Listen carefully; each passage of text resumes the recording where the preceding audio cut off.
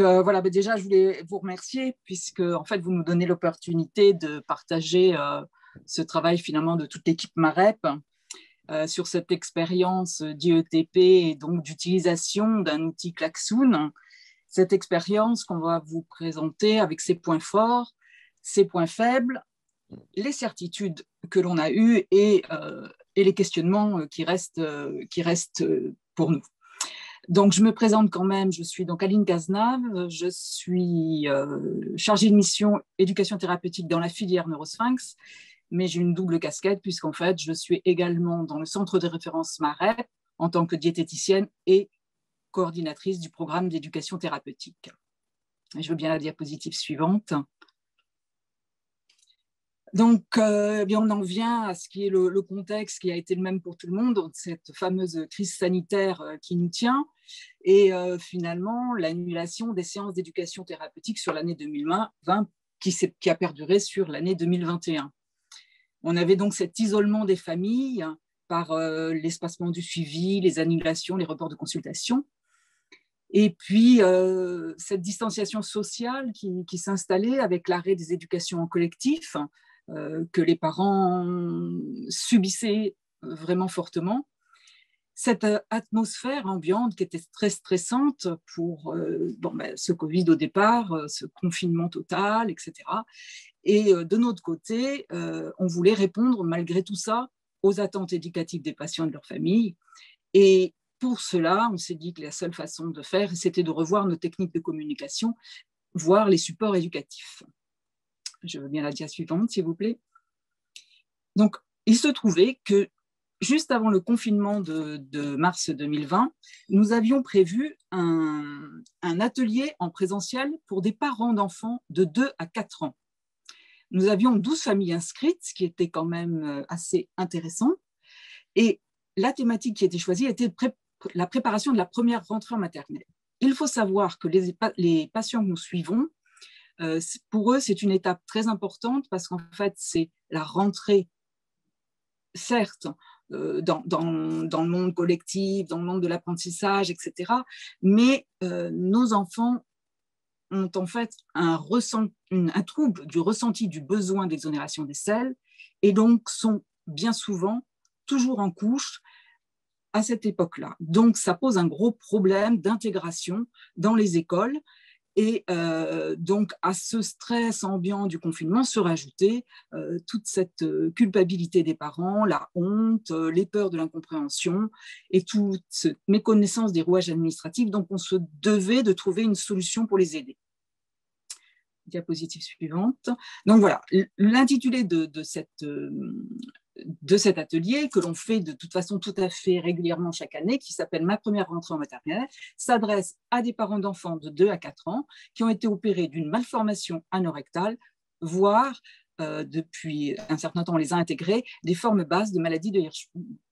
L'objectif, c'est d'aborder les problématiques soulevées par la première rentrée à l'école à partir des questionnements des familles. Et pour cela, généralement, on a en aide le plan d'une école avec les différents lieux, ressources et les personnages clés.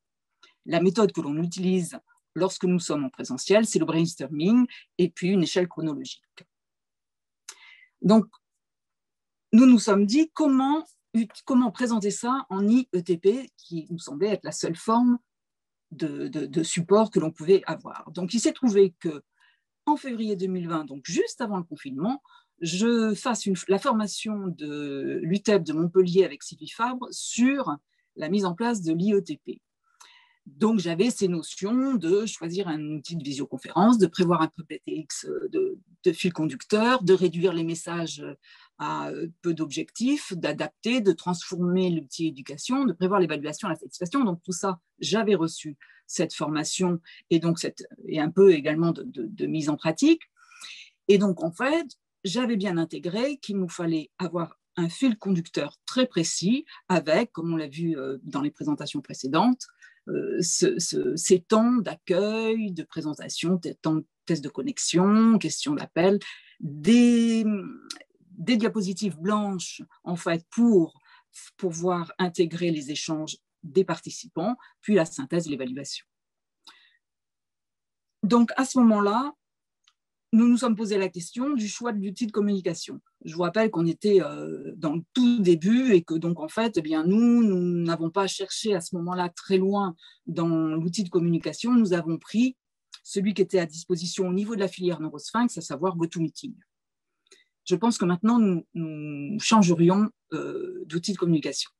Et puis, il s'est trouvé qu'on m'a parlé de ce support pédagogique, donc cette application Klaxoon, qui, c'est vrai, met à disposition des suites d'outils collaboratifs. C'est fait idéalement dans le cadre de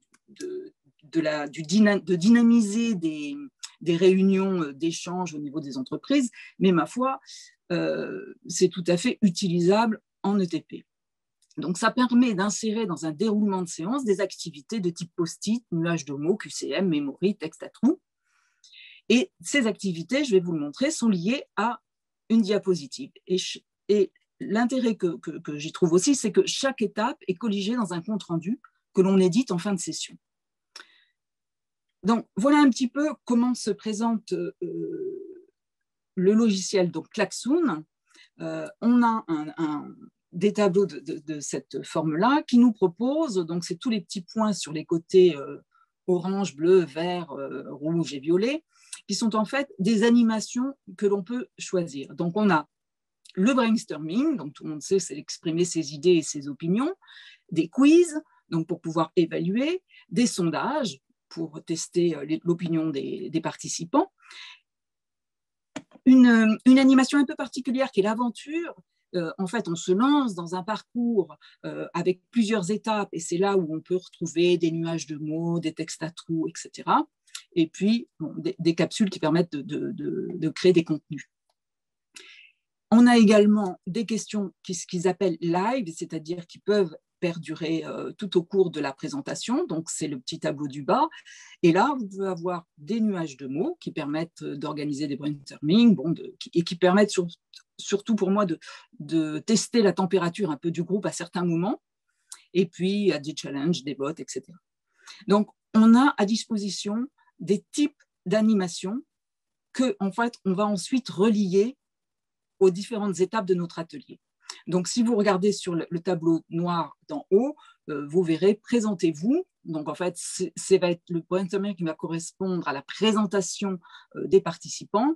Ensuite, posez vos questions au sujet de la rentrée des classes. Ça va être le brainstorming qui va servir vraiment de l'activité elle-même d'éducation. Je peux avoir la diapositive suivante. Voilà. Donc, en fait, en parallèle de cet outil, je bâtis un PowerPoint vraiment de guide de l'animation, c'est-à-dire donc la page d'accueil, la diapositive de présentation, donc du plan de l'animation, ensuite la diapositive qui correspond au test de connexion, une diapositive donc, qui est la 4e, qui va être le tour de voix, et si vous voyez en haut de la diapositive tour de voix, vous avez greffé un petit rond orange, contrairement aux 3 premières qui avaient un petit plus. Le plus dans le vert, c'est simplement quand vous cliquez dessus, vous allez chercher une des animations que vous avez prévues dans Klaxoon. Donc là, autour de voix, en fait, j'ai lié l'activité qui va être l'activité de présentation. La diapositive d'après, qui est sur le schéma, qui est en fait reliée à la petite spirale dans un rond rose, c'est en fait un questionnement par rapport à la sensation, le ressenti de la personne en amont de l'atelier. Et en fait, on retrouve la même deux diapositives plus loin, qui en fait correspond au ressenti une fois que l'atelier s'est passé. Et donc là, on a des nuages de mots. Donc les personnes s'expriment, nous envoient des mots, et on va avoir donc des nuages de mots sur cet état d'esprit du groupe en début et en fin d'atelier. Et puis, donc après, on a le plan de l'école relié à un brainstorming. Donc, en fait, les parents vont pouvoir nous envoyer leurs questionnements et nous, on va pouvoir répondre. Et puis, à la fin, le petit schéma du bout, c'est l'évaluation. Voilà. Diapositive suivante. Voilà un petit peu ce que ça donne en fait, une fois que l'on a terminé finalement l'atelier. Donc là, je vous présente un petit peu le rendu du tour de voie. Donc, on a donc cliqué sur ce fameux tour de voie, l'animation se lance et les participants ou les co-animateurs vont retranscrire la présentation de chacun. Alors, au départ, on le faisait, c'est chacun qui tapait son post-it et qui l'envoyait. Maintenant, on a pris une solution beaucoup plus simple et beaucoup plus conviviale. C'est en fait le co-animateur qui tape le petit post-it, les parents ou les enfants parlent et nous générons la venue du post-it sur l'écran que les participants ont devant eux. Donc, ces feuilles, ensuite, sont éditées dans le compte-rendu. Donc, en fait, on a vraiment ce qu'a dit chacun en direct. Diapositive suivante. Voilà le type de nuage de mots que l'on peut obtenir. Donc, avant de faire l'atelier de la rentrée des classes, donc vous voyez, on a un certain confiant, préoccupé, rassuré, optimiste. Et puis après, on a toujours optimisme plus important, impliqué, accompagné, capable, confiant, interrogatif, mais on a quand même un qui est ressorti confus. On a dû rater quelque chose dans cet atelier. Mais voilà, ça donne quand même vraiment une impression de l'état du groupe. Diapositive suivante. Donc là, c'était pour vous dire juste, voilà, c'est un montage de façon à ce que les parents puissent réfléchir à partir de quelque chose d'un peu concret par rapport au plan d'une école. Diapositive suivante. Et là, en fait, je vous ai mis un petit peu des résultats de ce que l'on a dans les réflexions. Donc, la première photo, donc en haut, où il y a des parents avec un enfant, c'est un atelier qui est fait pour les enfants et dans lequel l'enfant doit se projeter dans une situation qui semble un peu conflictuelle, avec deux parents derrière et le petit enfant qui réfléchit devant. Il doit se projeter dans ce que les parents peuvent dire et de ce que l'enfant pense dans sa tête.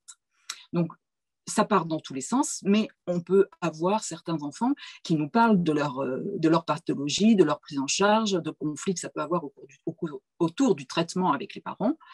Et donc, en fait, on retranscrit tout à fait ce qui est dit. Et sur le côté, ensuite, nous, on inscrit les résumés en fait, de ce qu'ont pu apporter les animateurs. Ensuite, si on est en haut sur la droite, on a la valise, c'est-à-dire en fait, l'exposition d'une situation, d'une mise en situation, et les petits post-it qui sont autour, c'est en fait les propositions des parents sur des solutions, sur des étapes à passer, etc. Et donc, nous, en fait, étant donné que l'on peut modifier la couleur des post-it, on colorie les post-it de façon à regrouper les thématiques. On a également donc instauré une espèce de frise chronologique. Donc, ça nous sert sur la préparation justement d'un départ en classe de nature, donc à quoi on doit penser, à quel moment on doit y penser. Donc là encore, c'est de la réflexion des parents qui eux-mêmes vont organiser leur préparation du départ de leur enfant en classe de nature. Et puis, le dernier exemple, c'est toujours dans un départ de classe de nature. Qu'est-ce qui est important de mettre dans la valise de l'enfant et qu'est-ce qui est important de penser à mettre dans son sac à dos qui part avec lui dans le bus. Donc voilà. Donc, comme vous pouvez voir, c'est quelque chose qui est très lumineux, qui est très ludique, qui est attrayant. Et c'est une des principes, enfin, c'est ce qui nous a intéressés dans Klaxoon. Diapositive suivante. Donc là encore, bon, ces deux exemples, je vous les passe un peu plus rapidement. Donc la première, c'est en fait le photo-expression sur le vécu. Donc là, on a par rapport au présentiel, on a terriblement limité le nombre de photos, de façon à ce que ça tienne comme ça sur une page. Et puis, on a envoyé ces photos en amont aux parents pour qu'en fait, ils puissent les regarder attentivement et se préparer à nous dire la photo qu'ils avaient choisie. Et puis, un autre exemple, c'est sur une critique de menus à l'école. Donc, voilà, on prend des menus X ou Y et chacun peut nous envoyer ses commentaires. Diapositive suivante. À la fin, donc, on peut proposer un questionnaire de satisfaction. Donc, questionnaire classique hein, sur les façons dont s'est passé l'atelier, sur la qualité de l'écoute, des échanges, etc. Et tout cela est colligé de nouveau dans le fameux compte rendu qui est proposé en fin. Diapositive suivante. Et voilà le fameux compte rendu donc, on a une première page, comme vous pouvez le voir, d'un côté ou de l'autre. Et dans ce compte-rendu, vous allez retrouver tous les tableaux avec les différents post-it, c'est-à-dire toutes les activités qui se sont faites en direct avec les familles, la présentation de support, c'est-à-dire toute la présentation des différentes étapes de l'atelier, et puis vont sortir également le questionnaire de satisfaction, les résultats du questionnaire de satisfaction. Et donc, tout ça, dans les 24 heures, peut être envoyé aux familles de façon à ce qu'elles puissent, que ce soit encore frais dans leur tête et qu'elles puissent reprendre posément en famille, avec le mari qui était absent, avec l'enfant si c'est un atelier enfant. Voilà, reprendre ça, tout ça en famille avec les mêmes supports et des supports qui sont, comme vous le voyez, assez colorés. Diapositive suivante. Donc, pour vous faire un bilan de ce que nous avons fait depuis 2020-2021, donc en fait, on a fait des ateliers qui s'adressaient d'une part aux parents d'enfants de 2 à 4 ans, aux parents d'enfants de 6 à 8 ans, aux enfants de 6 à 8 ans, aux parents d'enfants de 8 à 12 ans et aux enfants de 8 à 12 ans. Donc, en fait, on fait rentrer dans le parcours éducatif l'enfant en lui-même à peu près vers 6 ans. Avant, il est toujours accompagné ses parents dans les consultations, mais on ne fait pas de collectif avec les enfants en dessous de 6 ans. Non pas parce qu'on n'a pas envie de le faire, mais parce qu'on n'a pas le temps, pour l'instant, de s'y pencher. Et on préfère se focaliser sur ces parcours-là.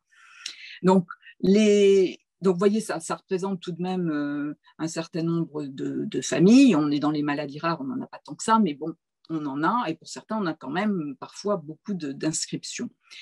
Diapositive suivante. Donc, pour vous dire un petit peu les objectifs de chacun des ateliers, donc ma première rentrée, je vous en ai déjà parlé. On a un autre atelier qui est beaucoup plus médical, donc sur l'anatomie et le fameux ASP, donc abdomen sans préparation, qui est quelque chose qui est fait à tous nos patients à la naissance et dont bien souvent les parents ne connaissent pas la teneur et le pourquoi. Donc, cet atelier, c'est pour comprendre la malformation ou la maladie de son enfant et comprendre la notion d'ASP. Donc, c'est vrai que celui-ci, enfin, je dis c'est vrai, mais c'est un peu est basé, se fait à partir d'un exposé interactif, donc un PowerPoint, et un cas pratique dans le sens où les ASP qui sont montrés et les ASP qui sont discutés de façon à ce que les parents apprennent un petit peu à le lire, ce sont les ASP de leurs propres enfants. Et bien souvent, ils ne les ont jamais vus et on a un grand moment d'émotion lorsqu'ils revoient l'ASP de leur petit. Maman, je déjeune dehors, donc ça c'est un petit peu ce que vous avez vu. Donc c'est comment adapter le menu familial du soir en fonction du menu de la cantine. Donc c'est une critique constructive des menus de cantine, ce qui est parfois assez marrant et qui m'a permis en tout cas de me rendre compte de la difficulté parfois qu'il pouvait y avoir parce qu'il y a des menus qui sont absolument catastrophiques. Qui je suis, donc ça c'est un atelier qui s'adresse aux enfants. Donc, c'est pour apprendre à se connaître les uns les autres et c'est de créer une dynamique de groupe avec le portrait chinois. Donc, les enfants se présentent en donnant leur couleur préférée, leur animal préféré, etc. Et généralement, on attribue un post-it de la couleur qu'ils ont choisie. Et puis ensuite, on met un petit peu tout ce qu'ils nous disent. Et puis, la situation conflictuelle que vous avez vue. La centrifugeuse, alors ça, c'est un atelier purement diététique pour réaliser ce que sont les fibres dans les légumes et les fruits. Donc, c'est fait avec une véritable centrifugeuse que vous trouvez chez Darty. Et donc, c'est vraiment du travail pratique. Et on a réussi à le transposer en IETP en incluant beaucoup. Alors, on fait cet atelier en présence des parents, de façon à ce que le parent soutienne l'enfant. Et on fait on a des légumes et des fruits. Généralement, c'est moi qui les présente, les légumes et les fruits aux enfants. Et là, étant donné qu'ils sont chez eux, je demande aux parents de préparer un panier et c'est les enfants qui vont découper, enfin, les parents qui découpent le fruit et l'enfant qui va montrer le fruit, qui va expliquer ce qu'il voit. Et donc, en fait, on a finalement une dynamique autre que celle qui est en présentiel. Vive avec, donc vous avez vu, c'était le photo-expression. La valise, donc ça se rapproche un petit peu de la rentrée en maternelle, puisqu'en fait, on est dans cette mise en situation, brainstorming d'idées de la part des parents et donc l'échelle chronologique. Qu'est-ce que les fibres? Ça, c'est un atelier pour les parents. Et là, on est plus dans un exposé interactif. Le royaume dige, qui est pour comprendre la digestion colique et la formation des selles, qui là se fait à partir d'un conte imagé, donc une vidéo qui est passée avec un conte qui est raconté, qui permet dans un monde différent de se projeter sur la digestion colique. La diapositive suivante. Alors, les résultats, je vais essayer de me dépêcher parce que je pense que je suis un peu à la bourre. Résultats des questionnaires de satisfaction par an. Donc, pour les parents, finalement, tous ces ateliers se sont bien passés à 92% et ils se sont sentis écoutés à 96%. Diapositive suivante. Avez-nous répondu à votre attente? Oui, pour 91% d'entre eux.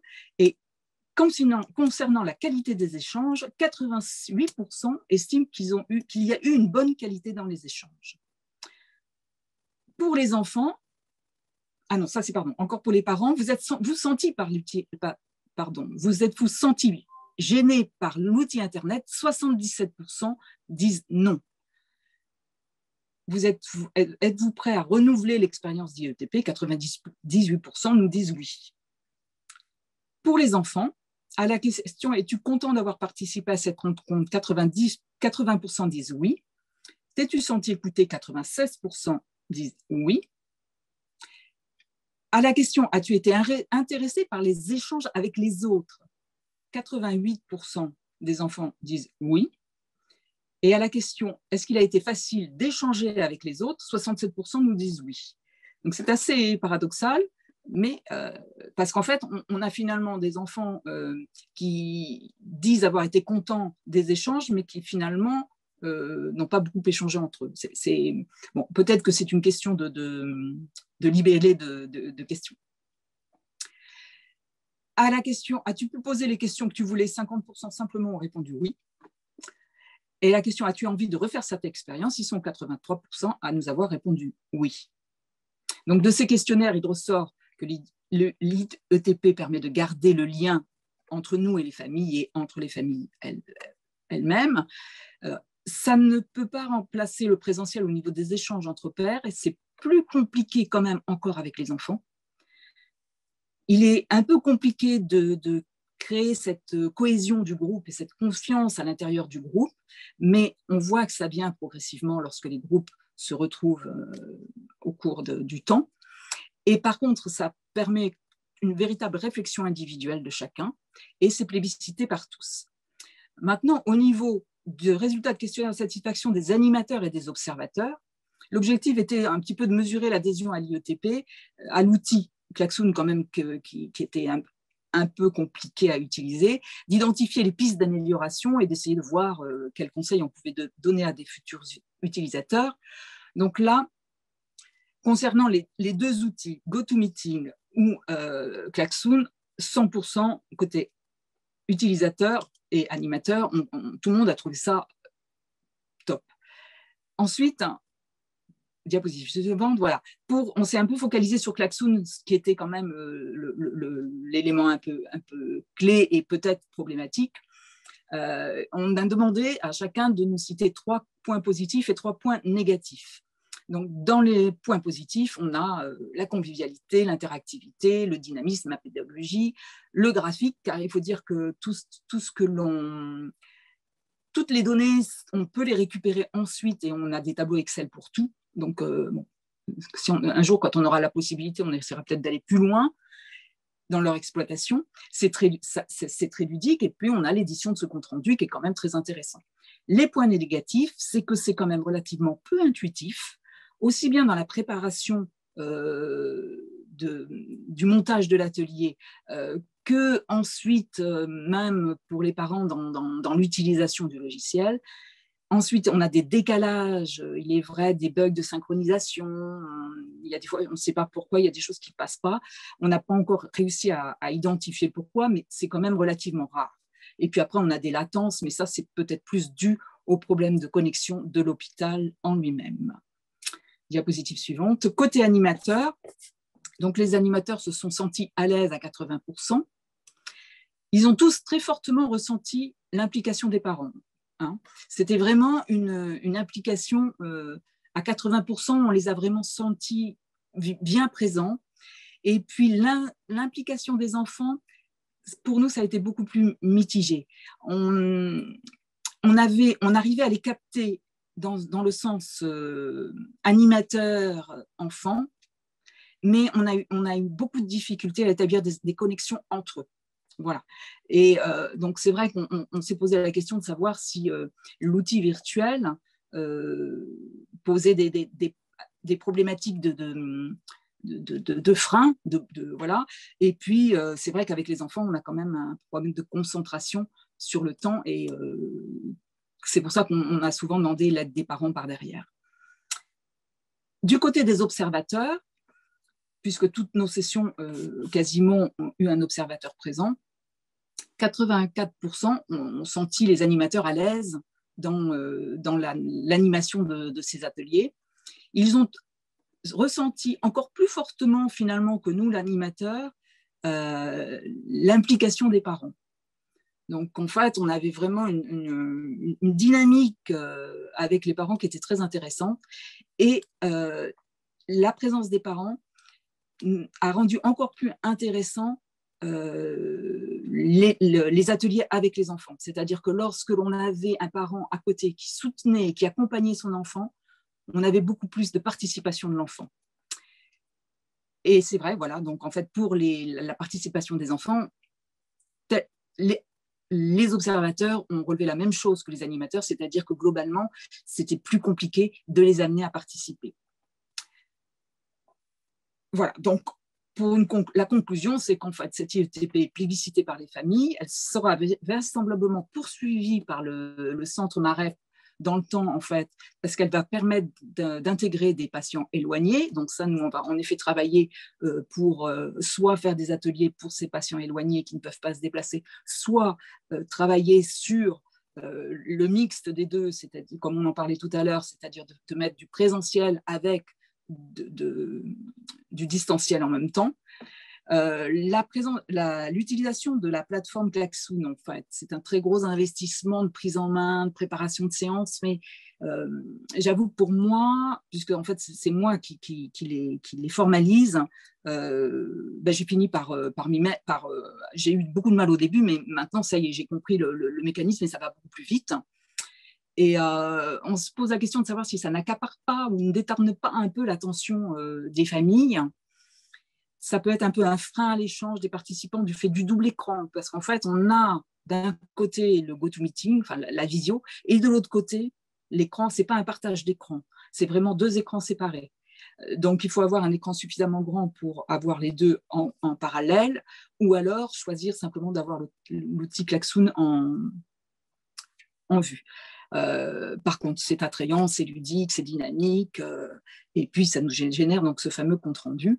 Donc, les adaptations, en fait, c'est qu'en fait, on s'est rendu compte qu'il fallait qu'on prévoie un peu plus de temps lorsque l'on adaptait un atelier en distanciel, de mettre un peu plus de temps que le présentiel, de simplifier les messages. Et on en arrive maintenant à finalement baisser cet outil Klaxoon et d'avoir toujours un co-animateur qui en fait remplit les post-it au fur et à mesure de façon à ce que la discussion soit sans frein avec les participants. Et donc en fait, lorsqu'on fait les animations enfants, hormis pour certains ateliers où il faut que l'enfant soit libre de dire ce qu'il veut, on a les parents qui sont là en support de façon à dynamiser et soutenir l'enfant et relancer si besoin l'enfant dans la dynamique de l'éducation. Voilà donc ce que je pouvais vous dire.